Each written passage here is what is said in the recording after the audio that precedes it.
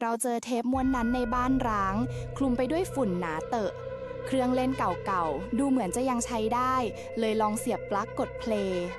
มีเสียงซ่าๆตามด้วยเสียงกระซิบแผ่วเบาเหมือนคนคุยกันปกติแต่แล้วเสียงก็ชัดขึ้นเป็นเสียงหอบหายใจหนักๆกับเสียงลากอะไรบางอย่างทันใดนั้นเสียงผู้หญิงหวีดร้องสั้นๆก็ดังลั่นก่อนจะเงียบหายไปพร้อมเสียงเหมือนประตูถูกปิดแล้วมีเสียงหัวเราะเบาๆจากปลายเทปเหมือนเสียงเด็กผู้หญิงหัวเราะ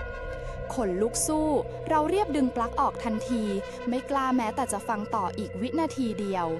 ผู้สนับสนุน KMM-TH เว็บเพิ่มยอดไลค์ยอดติดตาม24 ชั่วโมง